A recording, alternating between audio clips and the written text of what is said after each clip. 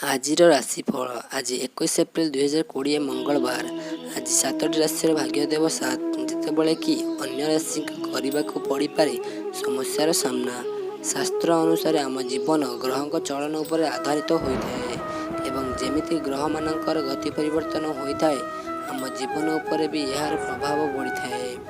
ମୁଖ୍ୟତଃ ଏହି ଗତି ପରିବର୍ତ୍ତନ କାରଣରୁ ଭିନ୍ନ ଭିନ୍ନ ରାଶି ଉପରେ ଭିନ୍ନ ଭିନ୍ନ ପ୍ରଭାବ ପଡ଼ିଥାଏ। ଏଥିରେ ମୁଖ୍ୟ ଭୂମିକା ଚନ୍ଦ୍ରଙ୍କର ରହିଥାଏ। କେତେକ ଲୋକ ନିଜର ଭବିଷ୍ୟତ ଜାଣିବା ପାଇଁ ବହୁତ ଇଚ୍ଛୁକ ହୋଇଥାନ୍ତି ଏବଂ ସବୁ ବ୍ୟକ୍ତିଙ୍କ ଜୀବନରେ ଗ୍ରହର ବହୁତ ବଡ଼ ମହତ୍ତ୍ୱ ଥାଏ। ଆଜିର ଦିନରେ କିଛି ରାଶିର କୁଣ୍ଡଳୀରେ ରାଜଯୋଗ ହେଉଛି, ଯେଉଁଥିପାଇଁ ତାଙ୍କ ହାତକୁ ବହୁତ ପଇସା ଆସିବ ଓ ଦିନଟି ବହୁତ ଭଲରେ କଟିବ। ତେବେ ଆସନ୍ତୁ ଜାଣିବା ସମସ୍ତ 12ଟି ରାଶିର ରାଶିଫଳ ବିଷୟରେ। ପ୍ରଥମତଃ ମେଷ ରାଶି ବିଷୟରେ ଜାଣିବା। ମେଷ ରାଶି ଆଜି ରୋଜଗାର କ୍ଷେତ୍ରରେ ବୃଦ୍ଧି ହେବ। କୌଣସି ମହିଳାଙ୍କ ସହିତ ବିବାଦ ହେବା କାରଣରୁ ଆପଣଙ୍କର ମାନ ସମ୍ମାନ ବଢ଼ିବନି। ନିଜର ଖାଦ୍ୟ ଉପରେ ନିୟନ୍ତ୍ରଣ ରଖିବା ସହିତ ସୁସ୍ଥ ରହିବା ପାଇଁ ନିୟମିତ ବ୍ୟାୟାମ କରନ୍ତୁ। କିଛି ଲୋକଙ୍କୁ ନିଜର ପ୍ରତିଭା ଚିହ୍ନିତ କରିବା ଆବଶ୍ୟକ ଅଟେ। ମା ଲକ୍ଷ୍ମୀଙ୍କ କୃପା ଦୃଷ୍ଟିରୁ ଆର୍ଥିକ ସ୍ଥିତି ଦୃଢ଼ ହେବ। କେତେକ ଅସୁବିଧାର ସାମ୍ନା କରିବାକୁ ପଡ଼ିପାରେ। ବିବାଦରୁ ନିଜକୁ ଦୂରେଇ ରଖନ୍ତୁ।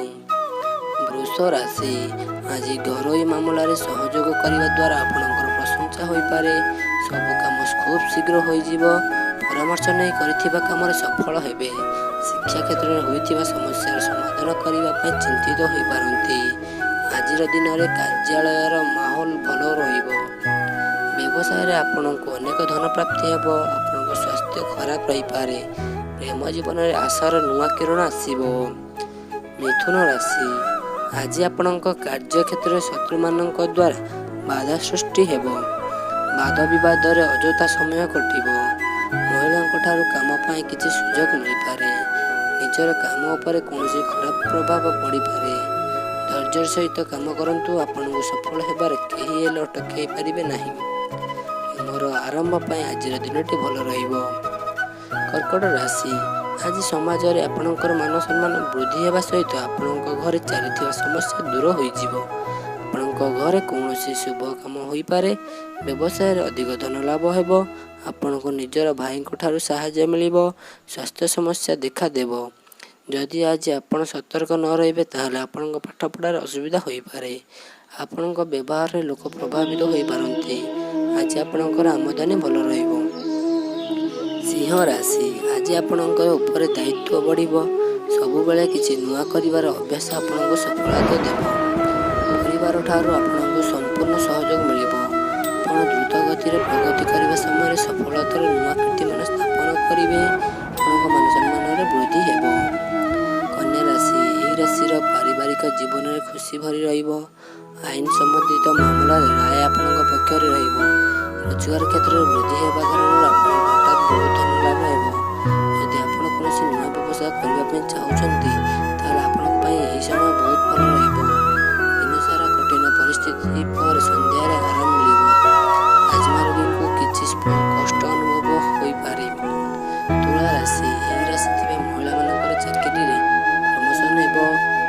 ପରିବର୍ତ୍ତନ ପ୍ରକୃତିର ନିୟମ ଅଟେ। ସମୟ ଅନୁସାରେ ଆପଣଙ୍କ ଜୀବନରେ ନୂଆ ପରିବର୍ତ୍ତନ ଆସିବ। ପ୍ରେମ ପାଇଁ ଆଜିର ଦିନଟି ଆପଣଙ୍କ ପାଇଁ ବହୁତ ଭଲ ଅଛି। ଆଜି ଆପଣ ନିଜ ପରିବାର ପ୍ରତି ବିଶେଷ ରୂପରେ ଧ୍ୟାନ ଦିଅନ୍ତୁ, ଯାହାଦ୍ୱାରା ଆପଣ ମାନସିକ ଭାବେ ସୁସ୍ଥ ରହିବେ। ବୃଷ ରାଶି ଆଜି ଆପଣ ପରିବାର ସହିତ ଅଧିକ ସମୟ କାଟିବେ।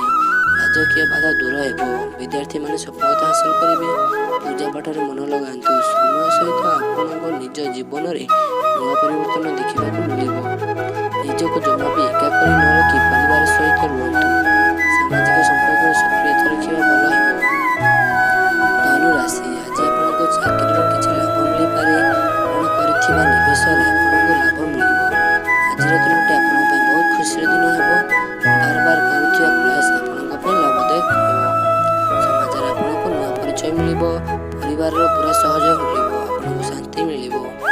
ମକର ରାଶି ଏହି ରାଶି ଉପରେ ଆଜି ହନୁମାନଙ୍କର ଅନେକ କୃପା ଅଛି। ହନୁମାନଙ୍କର କୃପାର ଖୁସି ସହିତ ସବୁ କାମରେ ସଫଳତା ମିଳିବ। ଦିନସାରା କାମ କରିବା ଫଳରେ ଶରୀରକୁ ବାଧା ହୋଇପାରେ। ଆଜି ନିବେଶ ପାଇଁ କୌଣସି ନିଷ୍ପତ୍ତି ନିଅନ୍ତୁ ନାହିଁ। ନିଜର ଉଦ୍ଦେଶ୍ୟରେ ସଫଳତା ହେବା ସହିତ ନୂଆ ଯୋଜନା କରିବେ। କୁମ୍ଭ ରାଶି ଆଜି ପ୍ରେମୀମାନଙ୍କ ଭିତରେ ଭୁଲ ବୁଝାମଣା ହୋଇପାରେ। ଆପଣଙ୍କୁ ହଠାତ୍ ବହୁତ ଧନ ମିଳିବ, ମାନ ସମ୍ମାନ ମିଳିବ କାରଣରୁ ଆପଣ ବହୁତ ଖୁସି ରହିବେ। ଆପଣଙ୍କ ମନରେ ଶୀଘ୍ର ପଇସା କମାଇବାର ଇଚ୍ଛା ଆସିପାରେ। ଘରକୁ ଅତିଥି ଆସିବା ଦ୍ୱାରା ପରିବାରରେ ଖୁସିର ବାତାବରଣ ରହିବ। ଶେଷ ରାଶି ମୀନ ରାଶି ବିଷୟରେ ଜାଣିବା। ଆଜି ଆପଣଙ୍କ ବ୍ୟବହାର ଲୋକଙ୍କ ଉପରେ ବହୁତ ଗମ୍ଭୀର ପ୍ରଭାବ ପକାଇପାରେ। ବୈବାହିକ ଜୀବନରେ ଖୁସି ଭରି ରହିବ। ହଠାତ୍ ଧନ ଲାଭ ହେବ ଯାହା ଆପଣଙ୍କ ଦିନକୁ ଖୁସିରେ ଭରିଦେବ। ଆପଣଙ୍କ ସ୍ୱାସ୍ଥ୍ୟ ଭଲ ରହିବ। ଆପଣ ଅପେକ୍ଷା କରିଥିବା କାମରେ ଡେରି ହେବ। ବ୍ୟୟରେ ବୃଦ୍ଧି ହେବ। ଖରାପ ଲୋକଙ୍କ ଠାରୁ ଦୂରେଇ ରୁହନ୍ତୁ।